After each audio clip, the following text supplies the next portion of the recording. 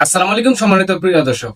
আজকের এপিসোডে আমরা দেখানোর চেষ্টা করব যে বাংলাদেশ জামাতে ইসলামের লেজরবিহীন সংগঠন ছাত্র শিবিরের ঢাকা বিশ্ববিদ্যালয়ে একজন জিএস হলের যে একটা হলের জিএস প্রার্থী, মানে তার যে হলের সর্বোচ্চ নেতা, সে একটা আপনি সমকামিতা লিপ্ত হওয়ায় ধরা পড়ছে। এই ভিডিওটা সবাই ভাইরাল হচ্ছে। ভিডিওটা আগে দেখুন, তারপরে কিছু কথা বলি। ক্ষমা চাবেন। জাস্ট হবে না। না, আমার আমার কথা তো লাভ নাই। আমি কি আল্লাহ নাকি? তো আমার কাছে মাফ চাবেন কেন? আর আপনারা আমার বেডটা নষ্ট করছেন, এটা তো আমার থাকতে পারবো না এই বেডে পরিষ্কার করা ছাড়া। ঠিক আছে, 2 মিনিটের মধ্যে বের হয়ে যান। 2 মিনিট তো হয়ে গেছে না? জাস্ট এক্ষুনি এক্ষুনি বের হবে। ঠিক আছে, ভিডিও করবো। সেই ভিডিওতে সে আপত্তিকর অবস্থায় অথবা সমকামিতা করতে গিয়ে দুটি ছেলে একসাথে একটা অনৈতিক কাজ করতে গিয়ে ফিজিক্যাল রিলেশন বা সেক্সুয়াল করতে গেলে কিন্তু সেখানে গিয়া এই রুমের যে লোকগুলো আছে তারা কিন্তু তাদেরকে গিয়ে ধরছে, হাতে নাতে ধরছে। এটা আসলে এটা আসলে বাংলাদেশের ভিতরে এটা একবারে ইনলিগেল এবং এটা একটা অবৈধ কাজ।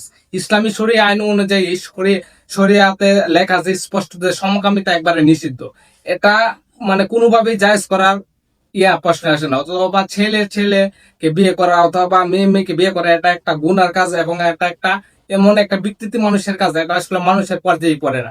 আমরা দেখছি যে বাংলাদেশের সবচেয়ে বেশি যে হকের কথা বলে এবং সবচেয়ে বেশি যে মানুষকে ভালো মানুষ করার কথা বলে সেই ছাত্র শিবিরের নেতা কর্মীদের কিন্তু দেখছি এই ধরনের একটা গুনাহ এবং এ ধরনের একটা পাপ কাজে লিপ্ত হইতেছে। কিন্তু আমরা কি দেখতে পাচ্ছি যে বর্তমান যে ছাত্র শিবিরের যে কর্মকাণ্ড দেখতে পাচ্ছি, আমরা দেখতে পাচ্ছি যে শিবিরের নেতা কর্মীরা প্রবাসী বউয়ের সাথে কট খাইতেছে, বিধবা নারীর সাথে কট খাইতেছে। এরকম অসংখ্য নিউজ আছে যে বাংলাদেশি যে 5ই আগস্টের পরে তারা এরকম ভাবে পশুর মতো হয়ে গেছে যে তারা নারীদেরকে নারীদেরকে এমন ভাবে ব্যবহার করতে চায়, তা একটা কোনো পরিপন্থী হয়েছে না। অথচ বাংলাদেশ জাতীয়তাবাদী দল তথা বিএনপি নেতা কর্মীরা এটা প্রতিবাদ করার ফলে কিছু মানে বিএনপি নেতা কর্মীদের ধরনের নিউজ কিন্তু আমরা একবারে দেখতে পাইলে একবারে কম পাই।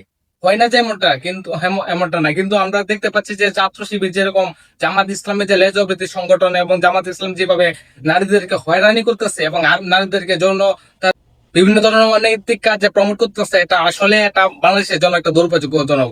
1971 সালে যে তারা ভূমিকা পালন করছিল, এই 2026 সালে 5ই আগস্টের পর 2024 সালে 5ই আগস্টের পর কিন্তু তারা সেই ভূমিকাই আবির্ভূত হচ্ছে।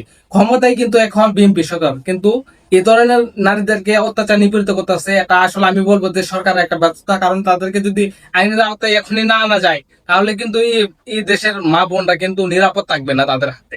আজকে আমরা দেখতে পাচ্ছি বিভিন্ন জায়গায় বিভিন্ন ধরনের নিউজ পড়তে পাচ্ছি যে যে আপনারা কিছুদিন আগে দেখছেন যে একজন সংসদ সদস্য, জামাতের একজন সংসদ সদস্য নারীকে নিয়ে প্রায় 16 বছরের এক নারীকে নিয়ে, এই শিশু বাচ্চাকে নিয়ে কিন্তু হোটেলে ধরা পড়ছে। এটা সবাই ভাইরাল হচ্ছে যে গাজী নজরুল ইসলাম নামের এক কুলাঙ্গার। কিন্তু তারা বলে যে জামাতে ইসলাম করতে গেলে জানি নাকি 100 বই পড়া সঠিক পরীক্ষা দিয়া পরীক্ষায় উত্তীর্ণ হইয়া তারপর নাকি জামাত ইসলামের একজন কর্মী হওয়ার লাগে। আমার প্রশ্ন, এতগুলো পরীক্ষা বিশ্লেষণ করার পর একজন দর্শনকারী এবং একজন বদমাশ কিভাবে এমপি হয়? এবং তার বাংলাদেশের প্রায় 300 লোকের সম্মানিত 300 লোকের ভিতরে সে একজন কিভাবে হয়? বাংলাদেশের 300 আসনে মেরে জামাতে ইসলামের যে এরকম একটা লুক সিলেকশন করছে, যে গাজী নজরুল ইসলাম, যে একটা জামাতের বন্ড লম্পট এবং একটা কুলাঙ্গার, কিন্তু সে কিভাবে তারা সিলেক্ট করলো, তারা কোন ধরনের সিলেক্ট করা হলো? কিন্তু আমরা ওয়াজ মাহফিলের মতো পবিত্র স্থানে দেখতে পাচ্ছি যে কিছু কুলাঙ্গার নামের কিছু বক্তা আছে যারা তাদের নামে এই দর্শনের এবং এই ধরনের ইসলামী অনৈতিক কাজকে প্রমোট করার জন্য বিভিন্ন ধরনের ওয়াজ মাহফিল এবং হাদিস দিয়ে প্রমাণ করতে চাইছে। কিন্তু আল্লাহ তাআলা পবিত্রকরণে নিষিদ্ধ করে দিচ্ছে এই ধরনের কাজ করা যাবে না। যদি জামাতের লেজর ভিত্তিক কিছু মিডিয়ার কিছু দালাল আছে, যেমন আপনার আছে আমির হামজার মতো কিছু কুলাঙ্গার আছে, তারপর তারেক মনোয়ারের মতো কিছু কুলাঙ্গার আছে, কাজী ইব্রাহিমের মতো কিছু কুলাঙ্গার আছে, আশরাফের মতো কিছু কুলাঙ্গার আছে, তারাই কিন্তু বাংলাদেশটাকে ইসলামটাকে নিয়ে বিতর্ক করতেছে এবং ইসলামকে ক্ষতি করার চেষ্টা করতেছে। তাই যে নেতা কর্মীরা যে অপকর্ম করে এবং এটা বা নবী এবং সাহাবীদের সাথে মিশিয়ে এবং নবী এবং সাহাবীদের সাথে তারা মিশিয়ে তাদের যে নেতাকর্মীরা যে পাপ গুলো করে এগুলোকে হালকা করার চেষ্টা করতেছে। কিন্তু বর্তমান বাংলাদেশের মানুষ জানে যে জামাত ইসলাম যে বিরোধী দল হিসাবে একটা পতনের মুখে এবং বিরোধী দল হিসাবে একটা মানে কি বলবো যে পতনের দেশের জনগণ থেকে একটা বিচ্ছিন্ন একটা দল হয়ে গেছে, সামনে আসলে হবে, অবশ্যই আমাদের সতর্ক থাকতে হবে।